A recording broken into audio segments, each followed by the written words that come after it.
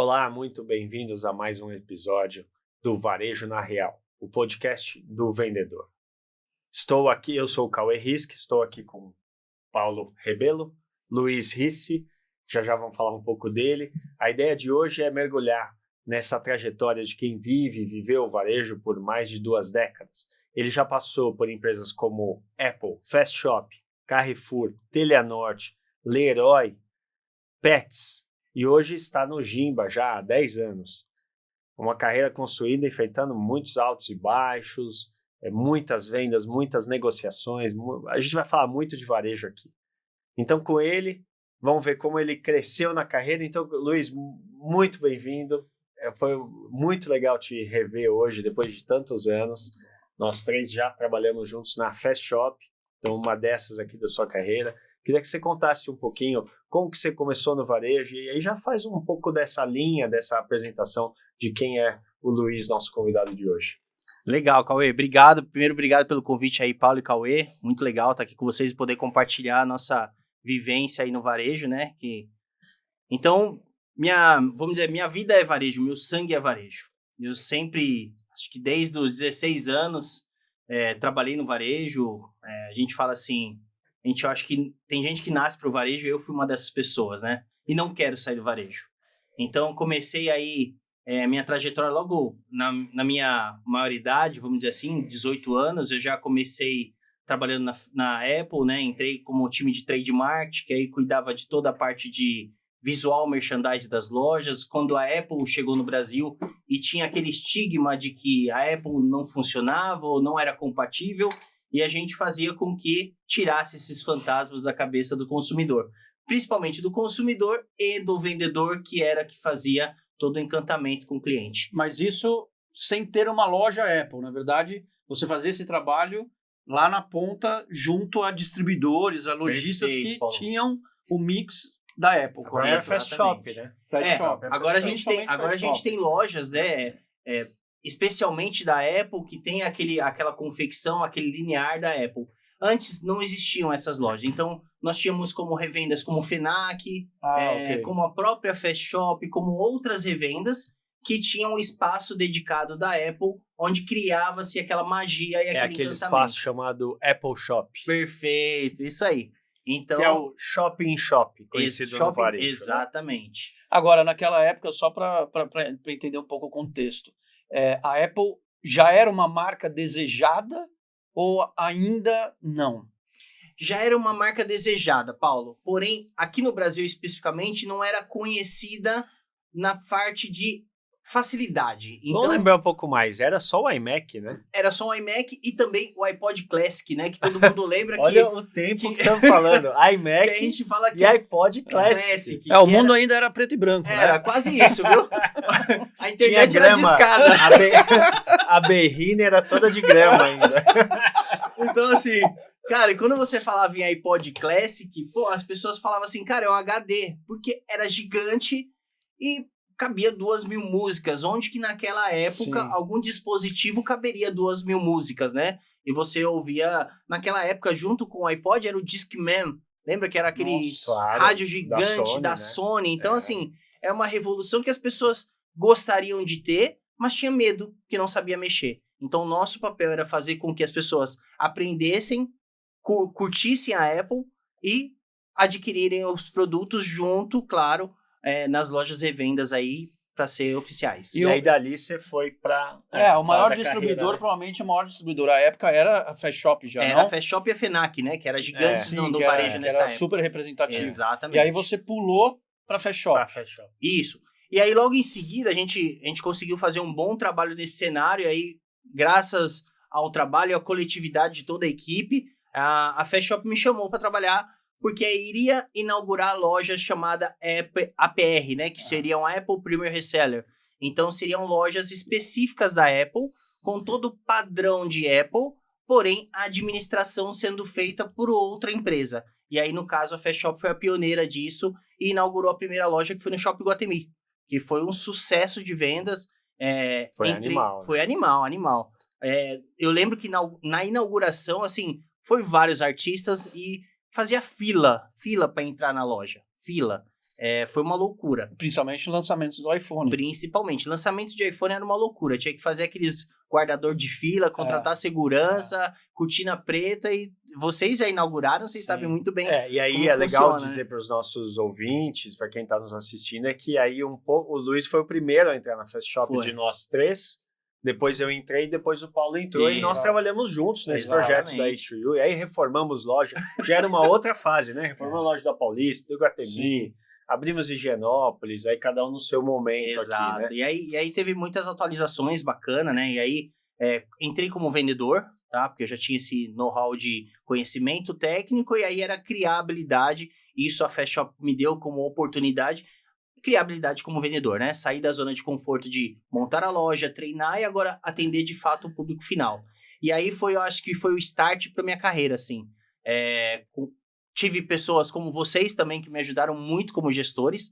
Passaram diversos gestores que cada um a gente filtrou um pouco do que servia para o meu business. Claro. E aí a gente conseguiu fazer essa trajetória aí, que aí saí da Fast, fiquei na Fast durante algum tempo, né? E lá você também teve uma carreira dentro da Fast, né? Porque, se não me engano, a gente trabalhou junto no Marketplace. Aí, exato. Depois, depois você virou gerente. Isso. Aí depois, em algum momento, já com o Paulo, ou não sei se foi antes do Paulo, a gente já te colocou na Paulista, que era a nossa loja principal. Exato, foi quando a gente inaugurou a loja nova. Então a gente começou a ter um plano já, visto o seu potencial, né, de pegar... E eu lembro que a gente comentava, o Luiz é agressivo. Esse cara... A gente precisa segurar ele, lapidar e segurar. Precisa um cara com atitude, é o Luiz. Mas, exato. cara, nós temos que ensinar ele isso. Mas hoje ele tá fazendo isso, né? Não, sensacional, dá orgulho ver. Dá orgulho ver. É o que eu falo, né, gente? A gente precisa ser humilde na questão de ouvir mais. É por isso que tem um famoso ditado que minha mãe sempre fala, é o negócio. Nós temos 2 ouvidos e uma boca. Então, às vezes, é melhor escutar mais e falar um pouco menos. Filtra. O que servir para você, ok. O que não servir, bacana. Foi um aprendizado.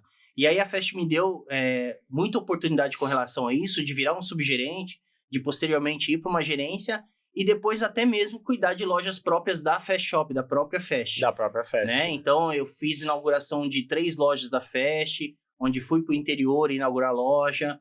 Então assim, foi um aprendizado muito legal e saí com essa bagagem de gestão e principalmente, gente, cuidar de pessoas. Exato. Quem gere o negócio, quem traz resultado são as pessoas. Eu sempre falo, o pilar de qualquer empresa tem que ser processo, pessoas e procedimento. Então, sem esses 3 pilares, esquece.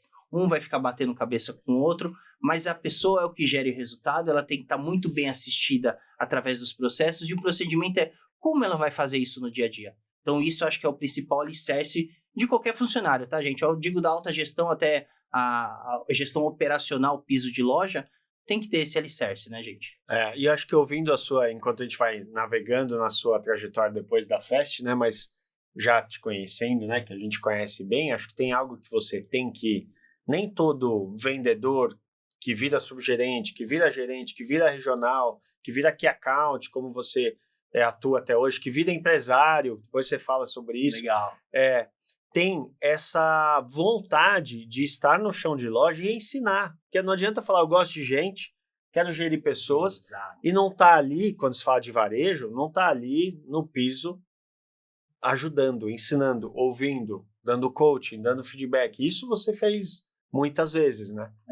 E isso é legal, Cauê, você ressaltar, porque eu sempre até falo hoje pro meu gerente que tá na loja, como você mencionou. Pode já falar, se quiser. Posso falar? Já então, faz gente, o beabá, já chama o pessoal para sua loja aí. E no final, então, já que vocês estão me autorizando, eu vou dar um desconto para quem estiver assistindo aí, vai até a loja, eu vou dar um desconto especial aí. Então, assim, foi legal isso, e eu digo assim, a gente precisa tá atualizado constantemente. Atualizado, eu digo, nas gerações que vêm, nas gerações que há de vir, ou nas gerações que foram da nossa, que também está no mercado do trabalho, que estão no mercado de trabalho hoje. Então, assim, quando eu virei gerente, e vou ser muito honesto, muito franco, eu pensei que gerente não fazia nada. É verdade. Quando a gente fala que a gente vai virar gerente, a gente fala que quer virar gerente... Fica ali só dando ordem. Exatamente. Fica ali atrás do balcão. Exato. Porque... No computadorzinho, né? Porque eu te falo, gente... É legal ter essa imagem. Porque assim, quando a gente vem de operacional, de vendas, a gente fala isso do gerente. O gerente ganha bem, não faz nada. E aí, eu quero ser gerente? Aí a conversa muda quando você pega o crachá, né? Então assim, mas é claro, o gerente hoje, ele não pode ficar sentado numa sala de ar-condicionado, ele não pode ficar fechado no fantástico mundo dele, então ele tem que acompanhar, ele tem que ser o melhor exemplo para os seus liderados. Então, esquece. O gerente hoje que fica numa salinha só vendo indicador, isso é muito fácil, gente.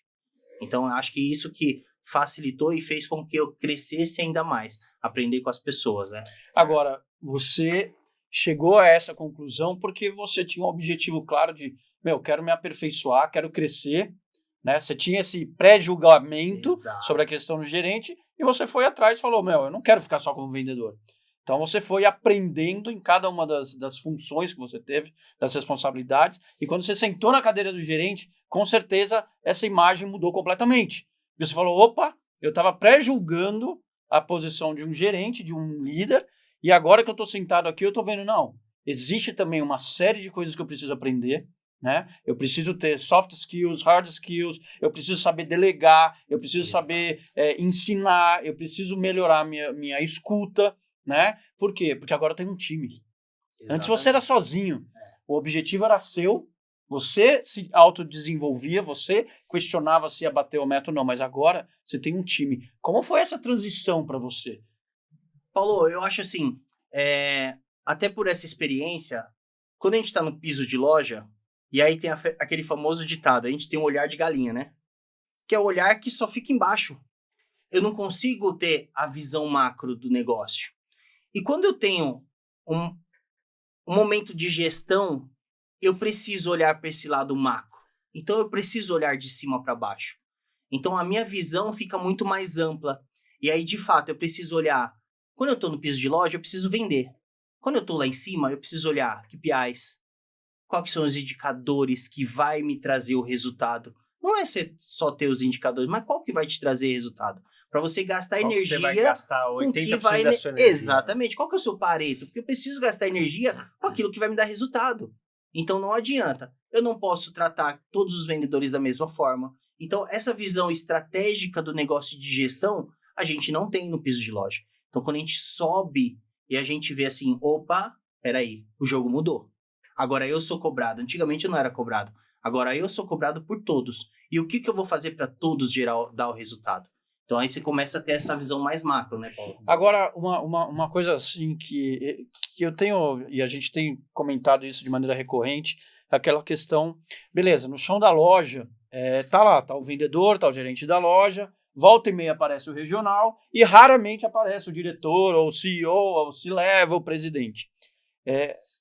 Ao longo dessa sua jornada, você viu esse movimento da hierarquia do topo baixar para o chão da loja e entender o que acontece na realidade? Ou ainda é algo que ao longo da sua trajetória você está sentindo falta?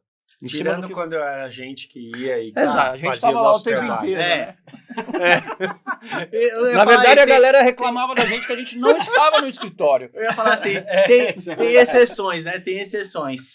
Mas, gente, eu acho que a mentalidade, quando vamos dizer assim, há um tempo atrás, e eu digo há 10 anos atrás, era assim. Eu acho que o diretor, ele ficava na cadeira dele, fazendo o famoso top-down. Era fato. Eu acho que hoje, até para essa mudança de mercado e mudança de geração, eu acho que essa diretoria nova, os que ainda estão como diretores, como CEOs, que precisam se adaptar também a um novo modelo de negócio. Então, assim, hoje, atualmente, eu estou no Gimba. Então, hoje eu tenho a presença muito marcante do diretor, do CEO visitando. E eu digo assim, gente, da portaria que ele olha até o refeitório. É a visão macro, que antes não tinha, tá? Isso eu vou ser muito sincero que não tinha essa visão. Eu acho que a geração vai mudando e as pessoas que também têm essa mentalidade, principalmente da alta hierarquia, estão conseguindo mudar junto, tá? Porque, de fato, gente, o que não muda vai ser substituído. É um fato. Não tem jeito. Ou a gente se adapta a essas mudanças e faz o continuamento delas, né, para que as pessoas também cresçam e vejam o seu gestor, o seu diretor, o seu CEO falando, um dia eu quero ser igual a ele. Então essa é a visão do negócio, né, de crescimento. Sim. Vai ser ótimo contar de alguns casos aqui, mas tem vários, né? Para seguir a trilha um pouco. Então depois do Fast Shop foi Carrefour.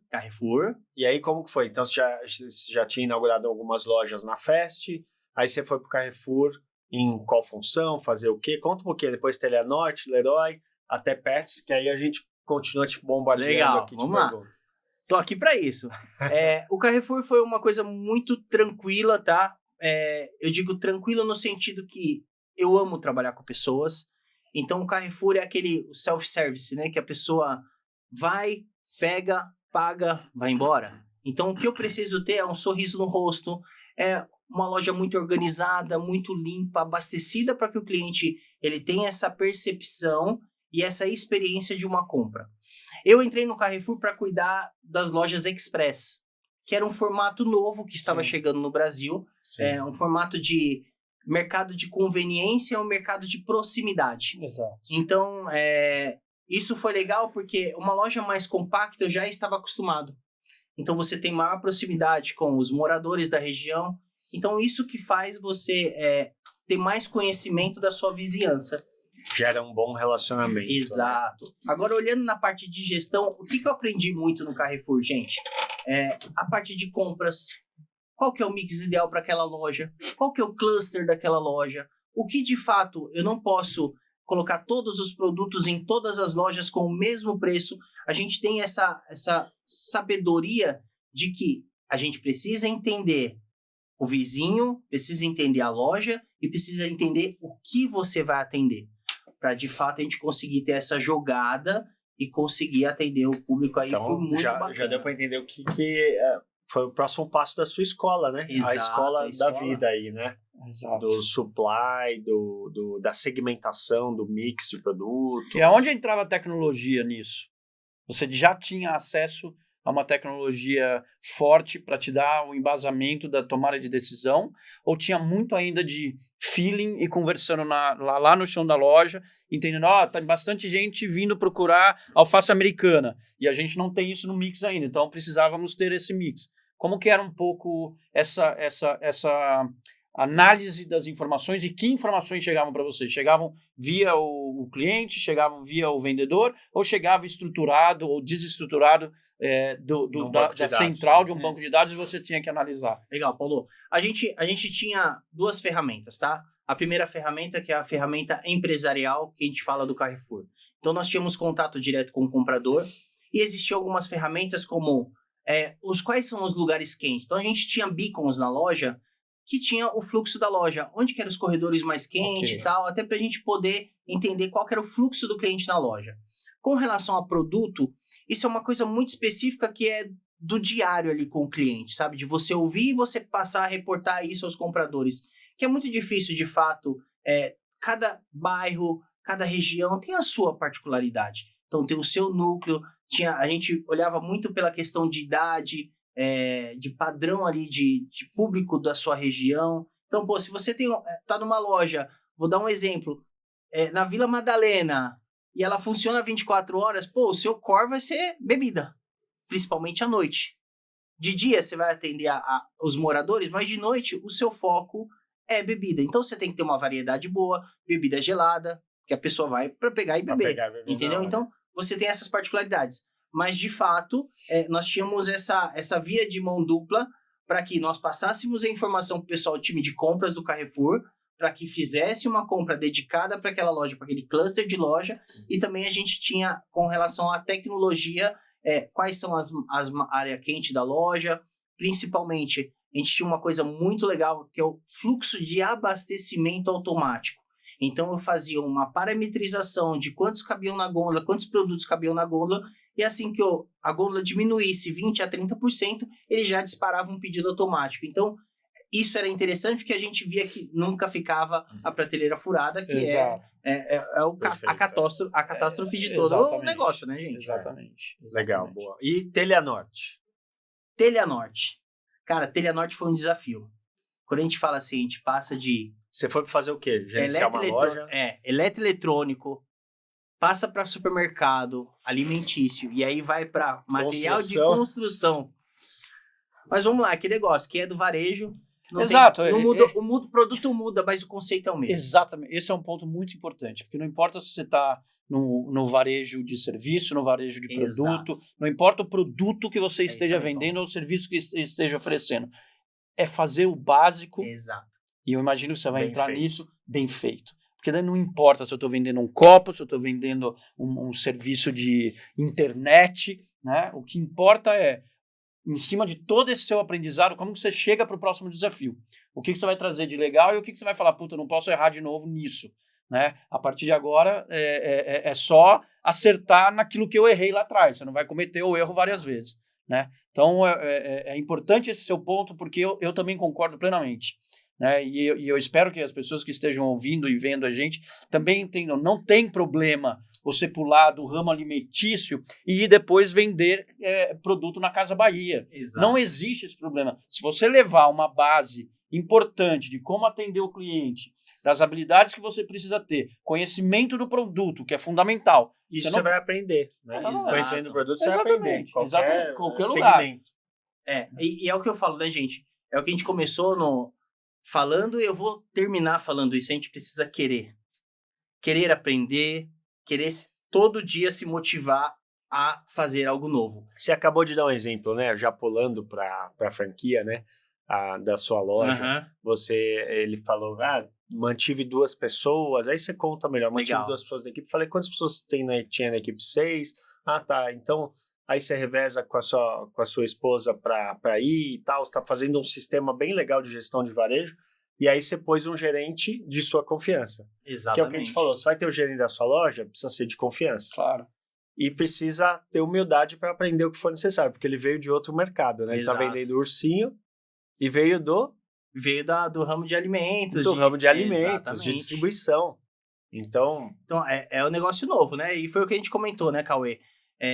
Não existe aquela, como diz, receita do bolo para vender. Não existe. Então, quando eu fui para o Telha Norte, foi um desafio muito grande, porque eu não conhecia absolutamente nada, eu não sabia nem trocar um chuveiro. Então, vender o chuveiro né, é difícil. Mas é o que eu falei, eu preciso aprender pessoal e profissional. Então, eu fui como gerente de vendas para cuidar de uma equipe. Então, acima de mim tinha um diretor de loja. E aí, eu fui para a gerência de vendas, onde eu cuidava de 2 departamentos, né? Então, passei por vários departamentos, senão a gente vai prolongar muito, mas o que foi muito bacana que eu pude compartilhar e também aprender?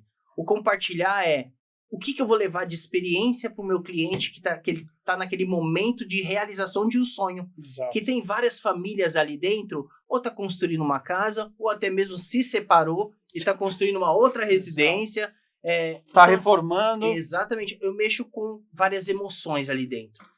Então, o vendedor, e eu não digo mal isso, tá, gente? Eu digo assim, é aquele famoso do treinamento constante, treinamento diário, a gestão tem que estar uma gestão à vista. Então, assim, o que eu percebi dos vendedores é que eles estavam ali, tiravam o pedido, verificavam o que o cliente precisava e vendia. Eu nunca, logo no meu início, eu nunca vi uma pergunta assim, você está comprando o seu material para quê? Qual que é o negócio seu? O que você sua quer? casa, é sua empresa. Exato. Né? Porque, gente, eu digo assim, vender é muito fácil. É muito fácil. Porque a pessoa já tem um comprador. Então você vai vender. Vai vender como? Para quem? Quando? O que você vai vender? Vai atender o seu cliente final? É a velha e boa sondagem, né? Exato. A gente brinca, né? Os 7 passos da venda, né? Então, só que isso tem que ser muito bem feito. E quando a gente fala de trazer emoção, é exatamente isso. Pô, se eu tô com um casal que tá noivo, que vai casar, pô, preciso entender o melhor. O que eles querem, se tem filho, se não tem, quem vai morar na casa, para eu poder mostrar para ele a solução completa. E a gente percebia que era muito o cliente falava e pouco o vendedor falava. Exato. Então, acho que esse eu digo assim, não erro, tá? Porque às vezes eles não fazem porque eles também não sabem. Não foram treinados, então, não foram capacitados. Exato, Paulo. Então a gente não pode cobrar o que não foi ensinado. Ponto. Mas a gente pode cobrar uma coisa que até lembro do Cláudio Tomanini, né? Que veio aqui e comentou, né? Ele é bastante polêmico porque ele fala que a gente tem que aprender com os acertos e não com os erros, né? E existe aqui algo que dá para fazer uma discussão de horas e dias.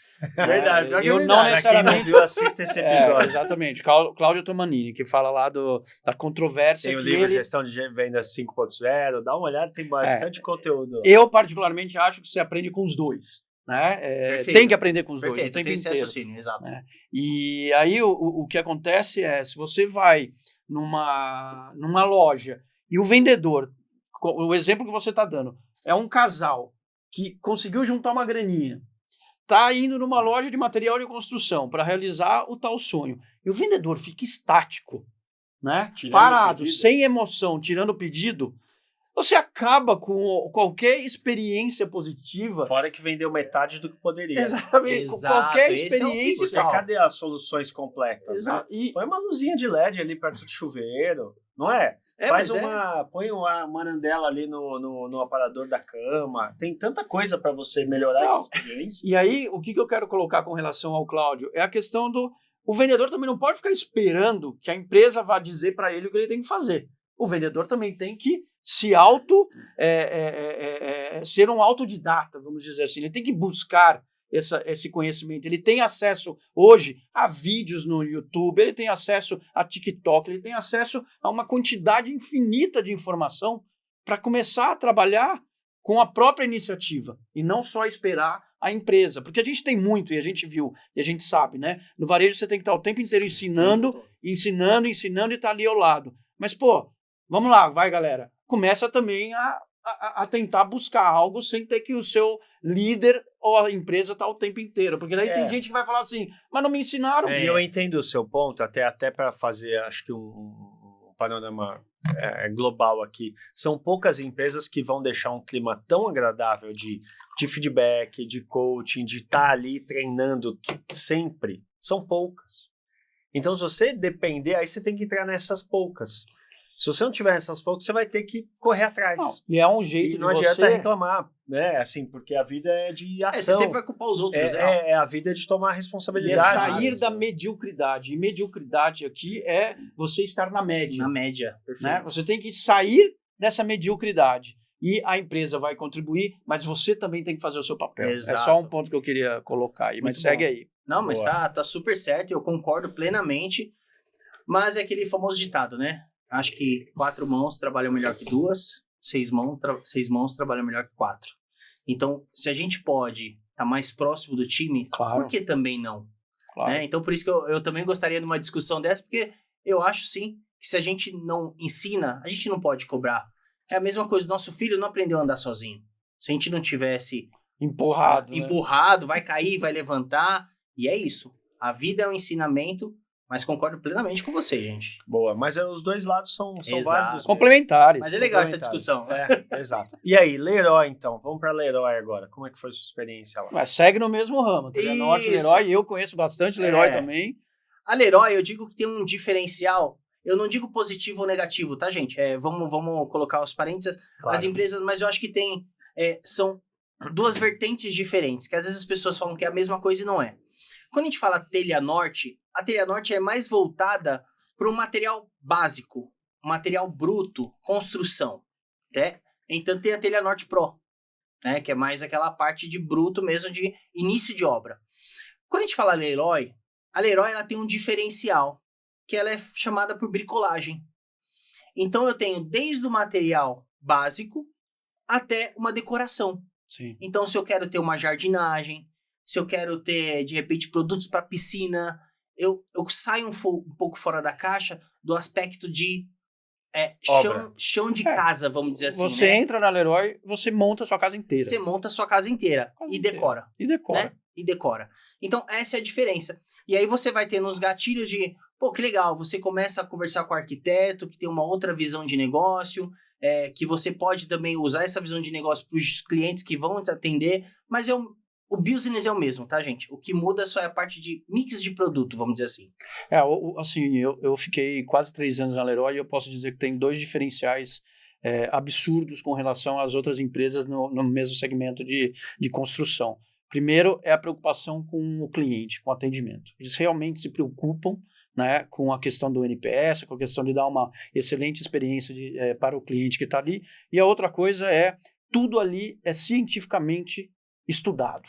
Ou seja, se você vai numa gôndola, você vai encontrar lá o parafuso A que encaixa com o parafuso B, tá na sua cara para você poder, você sozinho, tomar a decisão. Né? Os vendedores estão ali para auxiliar, sim, mas você consegue entrar num espaço de iluminação e só de olhar a etiqueta e as instruções, tomar a sua decisão por si só. E eu acho que esse é um grande diferencial e é muito interessante. Que é daí que vem o tema até da bricolagem. Você do it yourself. Né? Pega você e vai faça. fazer, Exato. pega e faça, você vai fazer. Isso aí. Então, tem um trabalho, e eu participei de trabalhos onde você demora meses para identificar qual é de fato a percepção que o cliente vai ter quando ele parar de frente a uma gôndola de porcelanato.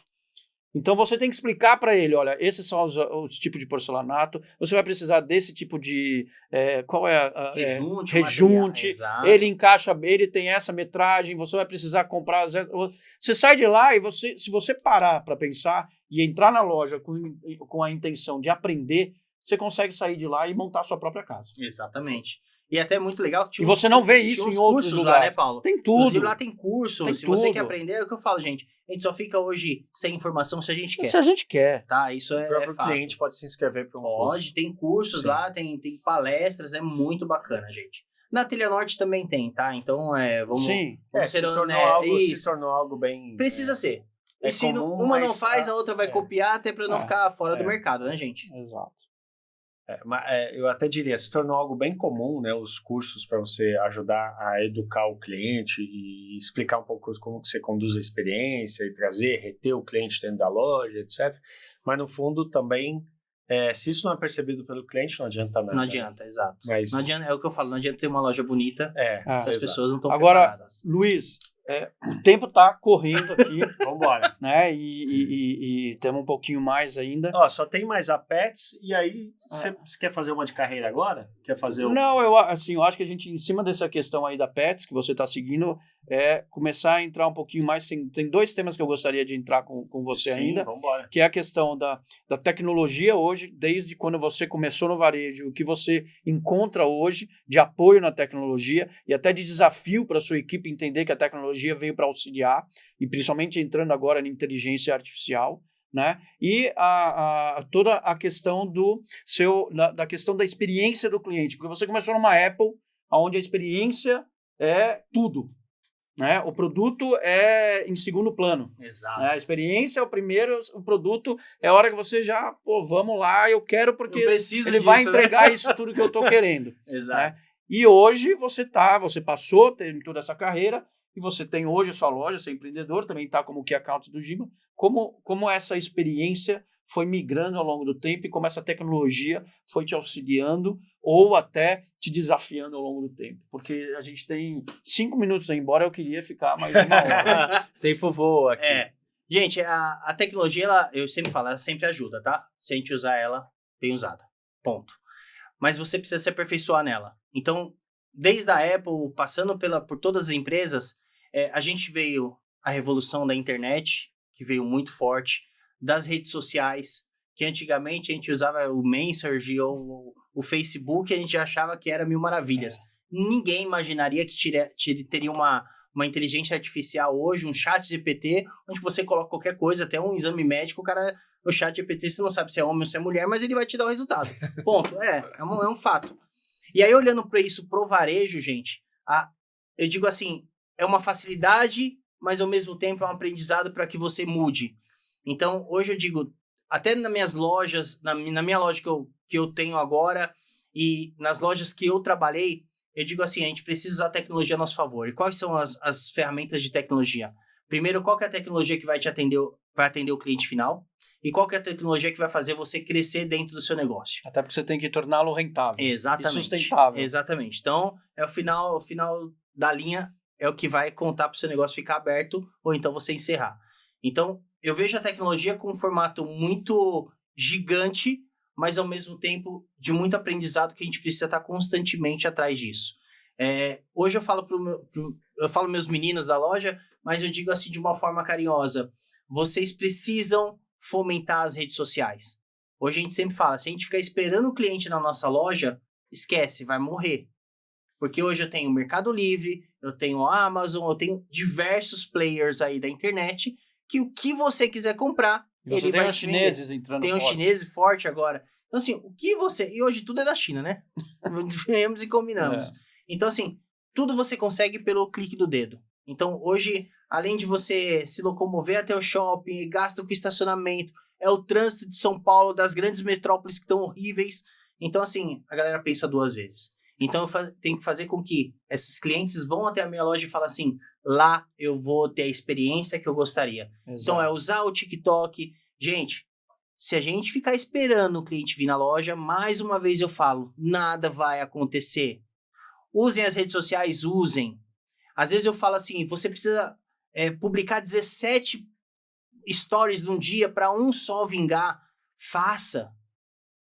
Stories diferentes, stories chamativos.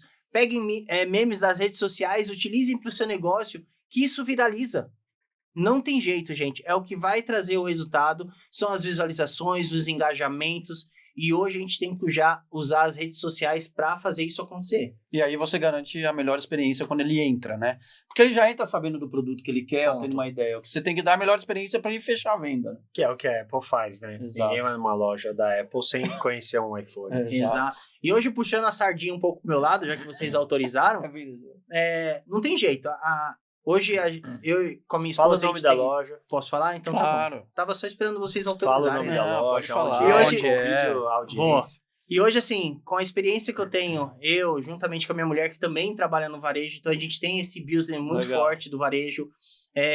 A gente pegou uma loja da Criamigos, que é uma oficina de urso. Então eu vejo a experiência muito bacana e eu falo, é um público que eu também nunca trabalhei, que é o público infantil, que a gente mexe com um outro emocional, além do emocional das crianças, o emocional do pai. Então a gente tem diversos casos que aí, por favor, venha até a minha loja, Criamigos SP Market, ali na Zona Sul.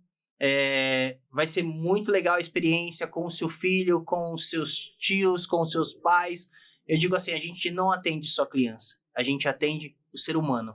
Boa. A gente quer fazer o emocional da pessoa aflorar aqui naquele momento. Então tem toda uma experiência, a gente faz uma cerimônia do coração, onde que cria-se um nome para o seu amiguinho, tem a certidão de nascimento, a gente consegue, lá tem todo uma loja enfeitada, com roupas, e aí você pode personalizar a sua pelúcia, pode colocar áudio. Então foi muito legal, até inclusive eu me emocionei nessa semana, foi uma mãe que perdeu o filho. E o filho era cadeirante. E ela tinha vários áudios no WhatsApp dela. E ela conheceu o Criamigos porque poderia gravar um áudio daquele dentro de uma pelúcia. Nossa, que interessante. E aí o filho dela era cadeirante. E a Criamigos, eu até me emociono, gente, desculpa, mas a Criamigos, ela pensa muito disso também na acessibilidade, na inserção das pessoas. Então eu tenho muletinha, eu tenho cadeira de roda para pelúcia. Então ela comprou uma pelúcia com uma cadeira de roda e colocou um áudio do filho dela que ela mais gosta dentro da pelúcia. Então aquele momento é um momento que não tem preço, gente. A gente, né? É o que eu falo, o vendedor que pensa em preço, ele não é um vendedor. O vendedor tem que entregar valor ao negócio. Exato. O preço, ele tá na última linha.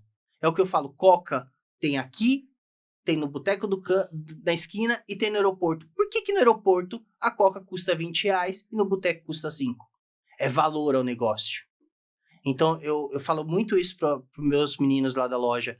Criem valor ao negócio. Sim. Preço todo mundo tem, gente.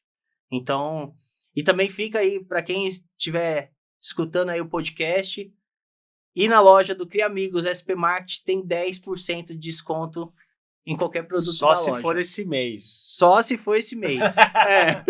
Você tem que chamar o público logo. Não e aí, eu tô lá de final de semana, sábado, domingo, a gente pode trocar ideias, trocar experiência. Lá, toma um café com o Luiz, conhece a loja. Muito legal. E tem que mostrar que assistiu o Varejo na Real. Tem que seguir. Tem que seguir. Se não seguir o Varejo na Real, não tem desconto. Vai ter que conferir. Fala pro seu time. Se não tiver seguindo, eu cobro o dobro. Legal, obrigado, Luiz. Foi um ótimo momento aí, relembrar um pouco da nossa história Obrigado juntos. mesmo. Que legal.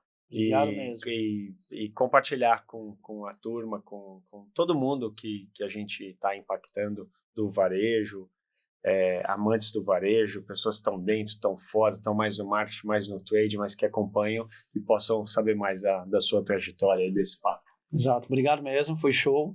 E espero que vocês tenham gostado também. E, como o Luiz falou, não deixe de visitar a lojinha dele, mas também como vendedores, vocês que estão escutando a gente, tem bastante trabalho para ser feito. Né? Não fiquem sentados na cadeira esperando. Faça acontecer. É isso aí. Gente, obrigado pelo convite, tá bom? Quero agradecer imensamente aí Paulo e Cauê mais uma vez. E varejo tem que estar no sangue. Um abraço. Um abraço. Valeu, obrigado.